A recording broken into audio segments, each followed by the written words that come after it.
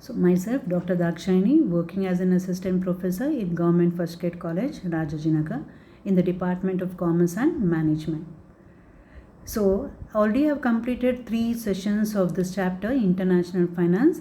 This is my 4th session wherein I am going to discuss about methods of payment, and this methods of payment topic has been divided into 2 parts, part 1 and part 2, as the topic is little wider. So methods of payment. Once acceptable risk have been determined, then the appropriate payment method can be selected.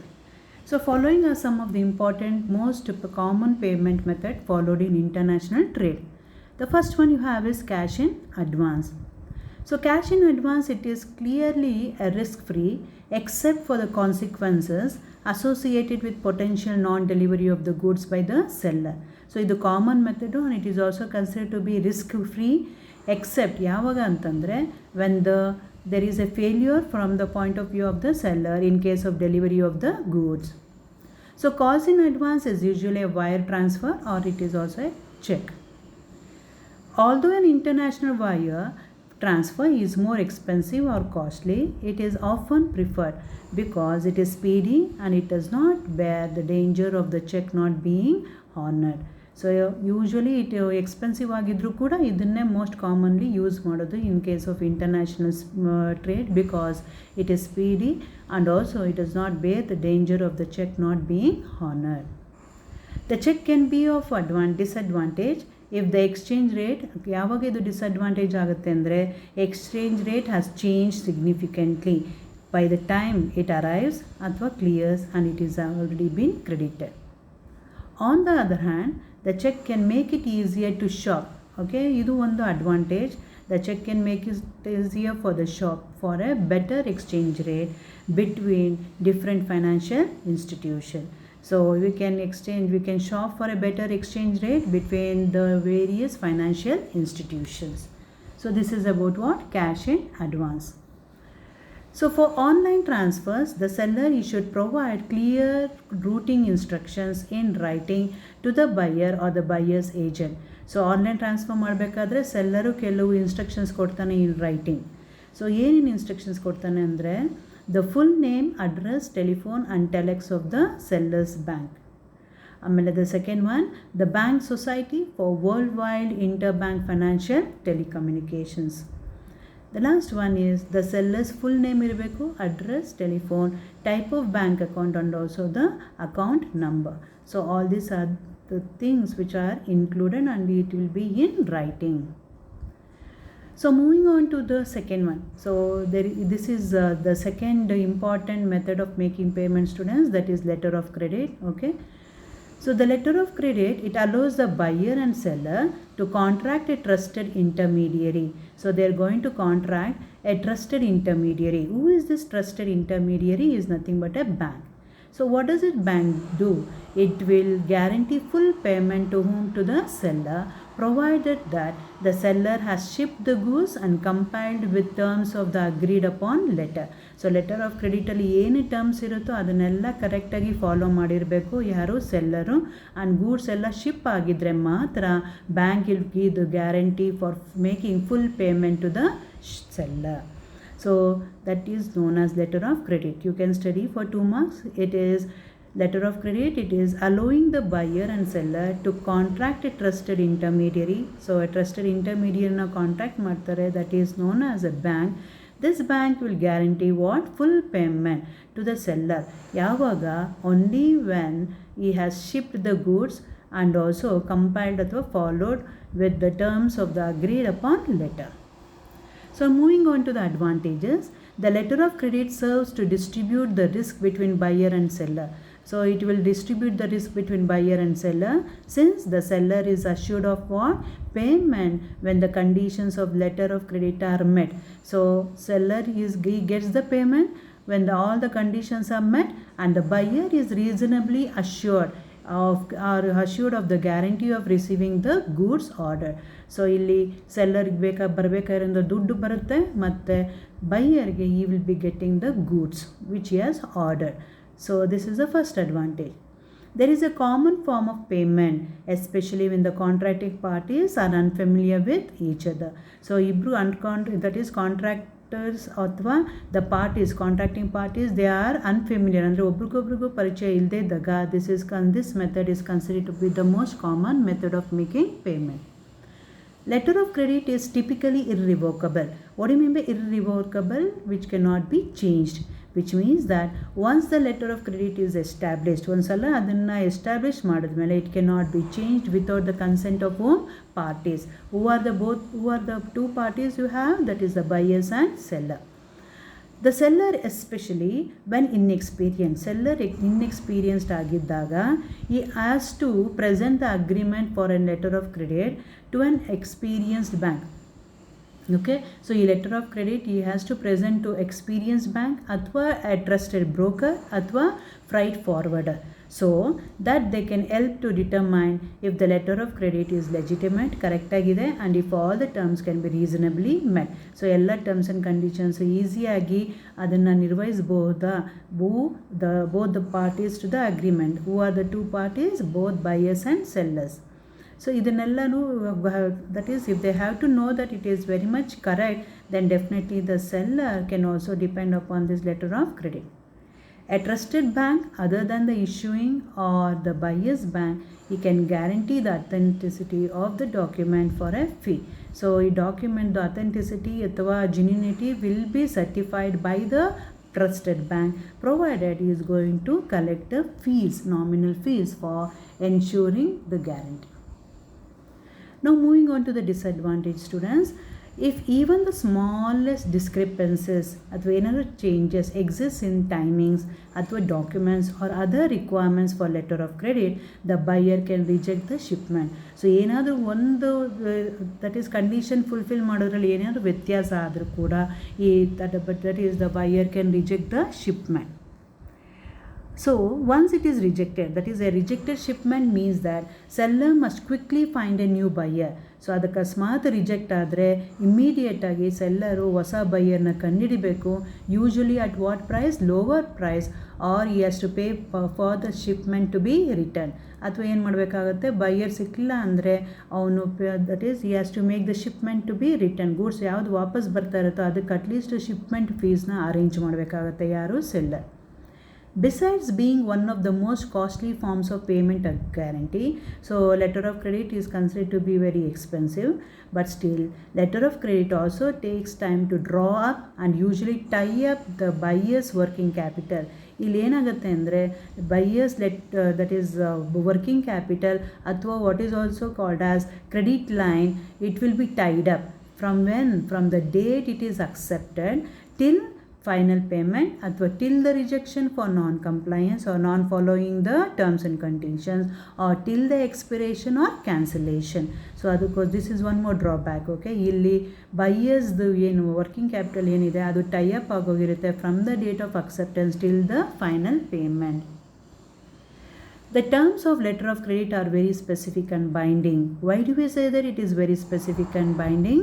Because many traders, that is even the experienced ones, they are encountering, they are finding very much difficult because of the failure to understand or comply with the terms. That is, even the experienced people or the businessmen are finding it very difficult to understand the terms and conditions of letter of credit.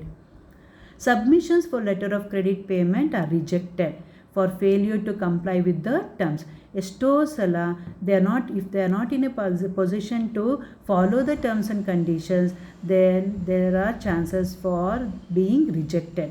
Example, if the terms require the delivery of 4 specific documents and the termಲ್ಲಿ ಏನು ಹೇಳಿರ್ತಾರೆ terms and conditions ಅಲ್ಲಿ you have to deliver the 4 important documents and one of them is incomplete, or ಅಂದರೆ ಆ 4 ಡಾಕ್ಯುಮೆಂಟ್ಸಲ್ಲಿ ಒಂದು incomplete ಆಗಿರ್ಬೋದು ಅಥವಾ merely delivered late, then the payment will be withheld. So ಆವಾಗ ಲೇಟಾಗಿ ಡೆಲಿವರಿ ಆಗಿದ್ದರೂ ಕೂಡ ಪೇಮೆಂಟ್ ವಿಥಲ್ಡ್ ಮಾಡ್ತಾರೆ regardless of whether every other condition was fulfil. ಎಲ್ಲ ಕಂಡೀಷನು ಫುಲ್ಫಿಲ್ ಆಗಿದ್ದರೂ ಕೂಡ ಇದೊಂದು ಕಂಡೀಷನ್ ಫುಲ್ಫಿಲ್ ಆಗಿಲ್ಲ ಅಂದರೆ ಆ್ಯಂಡ್ ಈವನ್ ದ ಶಿಪ್ಮೆಂಟು ಕರೆಕ್ಟಾಗಿ ಆಗಿದ್ದರೂ ಕೂಡ ರಿಜೆಕ್ಟ್ ಮಾಡೋ ಚಾನ್ಸಸ್ಸು ಜಾಸ್ತಿ ಇರುತ್ತೆ. Okay, The banks whose jobs is to ensure a safe payment transaction will always insist that terms to be fulfilled exactly as written. So even banks also, they always insist that ಎಲ್ಲ terms and conditions ಈ letter of ಕ್ರೆಡಿಟಲ್ಲಿ ಏನು writing mention ಮಾಡಿದಿರೋ ಅದನ್ನು ಕರೆಕ್ಟಾಗಿ fulfil ಮಾಡಿರಬೇಕು. Okay, so these are some of the disadvantages of what letter of credit. Now let us move on to the next important topic, one more important topic involved in letter of credit, that is variations. So what do you mean by variations? That is, the letter of credit can be quite flexible. So variation ಅಂದರೆ change ಆಗ್ತಾ ಇರುತ್ತೆ, ಅಂದರೆ it will be flexible in the design and each is used for a specific purpose. So ಏನಕ್ಕೆ ಇದನ್ನು flexible ಅಂತ ಕರಿತೀವಿ ಅಂತಂದರೆ ಒಂದೊಂದು ಲೆಟರ್ ಆಫ್ ಕ್ರೆಡಿಟು ಒಂದೊಂದು ಪರ್ಪಸ್ಗೆ ಯೂಸ್ ಮಾಡ್ತೀವಿ. Since letter of credit is simply financial contracts, they can vary enormously just like any other contract. So ಇದು ಒಂದು ಫೈನಾನ್ಷಿಯಲ್ ಕಾಂಟ್ರಾಕ್ಟ್ ಅಂತ ಕನ್ಸಿಡರ್ ಮಾಡಿರೋದ್ರಿಂದ it will vary depending upon the contracts. Some letter of credit variations ಯಾವುದಾದಿರುತ್ತೆ variations ಅಂದರೆ, first one revolving. What you mean by revolving? That is single letter of credit that covers multiple transactions over a period of time. So ಒಂದೇ ಒಂದು letter of ಕ್ರೆಡಿಟಲ್ಲಿ multiple ಟ್ರಾನ್ಸಾಕ್ಷನ್ಸ್ನ mention ಮಾಡಿರ್ತಾರೆ over A period of time. The second one you have is negotiable letter of credit. What is this negotiable letter of credit? It states that it is available for the transaction to undertake or for the negotiation. The third one you have is straight letter of credit. What do you mean by straight? Bank may only make the payment to the beneficiary mentioned in whom letter of credit. So letter of credit ಅಲ್ಲಿ ಯಾರ beneficiary name mention ಮಾಡಿರ್ತಾರೋ ಅವ್ರಿಗೆ ಮಾತ್ರ payment ಮಾಡ್ತಾರೆ bank, and it will not be paid to whom? Any intermediaries. That is called as what? Straight letter of credit. Next one you have is red clause letter of credit. That is, it is treated as unsecured loan that a buyer extends to whom? Seller, considering as an advance. So illi it is called as an unsecured loan which that a buyer extends, gives to whom? Seller. Buyer sellers ke kodta idane as what? As an advance. Okay, it is usually considered as an advance. Illi buyer seller kodta irodrinda. Next one, transferable letter of credit. It is a favorable guarantee, that is financial guarantee, that additionally all, that is which is considered to be an financial guarantee, that additionally all the first which is mentioned to the first beneficiaries to transfer some credit or all of the credit to another party, which has led to the creation of a second beneficiary. Okay, that is, it is a financial guarantee that additionally all the first benefit, that is all the payments will be made to whom? First beneficiary, to transfer some credit or all the credit to another party, and which is leading to the development of what? Second beneficiary. Okay, that is why it is called as transferable. ಅಂದರೆ ಒಬ್ಬನಿಂದ ಇನ್ನೊಬ್ಬನಿಗೆ transfer, ಅಂದರೆ ಯಾರಿಂದ ಯಾರಿಗೆ? First beneficiary to second beneficiary, provided it should be mention in the contract.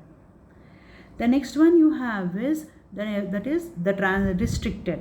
So what do you mean by restricted? It refers to the letter of credit which restricts negotiation to the bank which the issuing bank has nominated in the credit.